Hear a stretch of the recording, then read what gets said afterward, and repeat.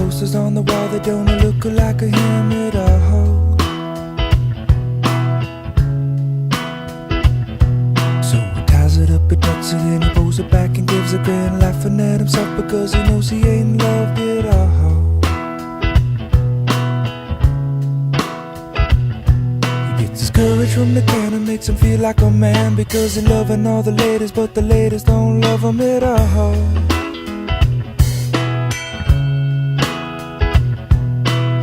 He's not drunk, he's only stuck on himself, and then he has the nerve to say he needs a decent girl.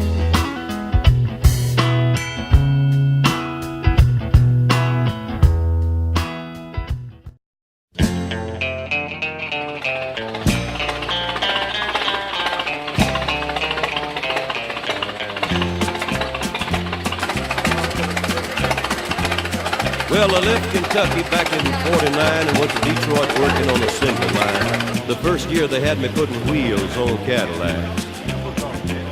Every day I'd watch them beauties roll by, and sometimes I'd hang my head and cry, 'cause I always wanted me one that was long and black. One day I devised myself a plan that should be the envy of most any man. I'd sneak it out of there in a lunchbox in my hand.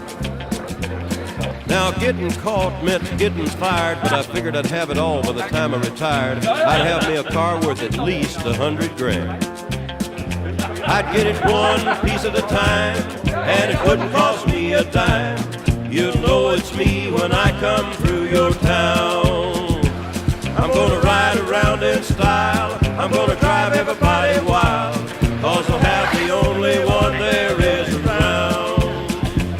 So the very next day when I punched in with my big lunchbox and with help from my friend, I left that day with a lunchbox full of gear. I've never considered myself a thief, but GM wouldn't miss just one little piece, especially if I strung it out over several years. The first day I got me a fuel pump, and the next day I got me an engine and a trunk, then I got me a transmission and all the chrome.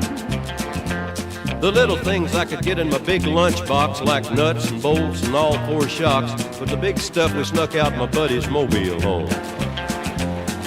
Now up to now my plan went all right till we tried to put it all together one night, and that's when we noticed that something was definitely wrong. The transmission was a 53 and the motor turned out to be a 73, and when we tried to put in the bolts, all the holes were gone. So we drilled it out so that it would fit, and with a little bit of help from an adapter kit, we had that engine running just like a song. Now the headlights, there was another sight. We had two on the left and one on the right, but when we pulled out the switch, all three of them come on. The back end looked kind of funny too, but we put it together, and when we got through, well, that's when we noticed that we only had one tail fin. About that time, my wife walked out, and I could see in her eyes that she had her doubts, but she opened the door and said, "Honey, take me for a spin." So we drove uptown just to get the tags, and I headed to ride on down Main Drag. I could hear everybody laughing for blocks around. But up there at the courthouse, they didn't laugh, 'cause to type it up, it took the whole staff, and when they got through, the title weighed 60 pounds. I got it one piece at a time, and it didn't cost me a dime. You'll know it's me when I come through your town. I'm gonna ride around in style, I'm gonna drive everybody wild, 'cause I'll have the only one there is around. Yeah, Red Rider, this is the Cottonmouth in the Psycho Billy Cadillac, come on. This is the Cottonmouth, and negatory on the cost of this machine there, Red Rider. You might say I went right up to the factory and picked it up. It's cheaper that way. What model is it? Well, it's a 49, 50, 51, 52, 53, 54, 55, 56, 57, 58, 59 automobile. It's a 60.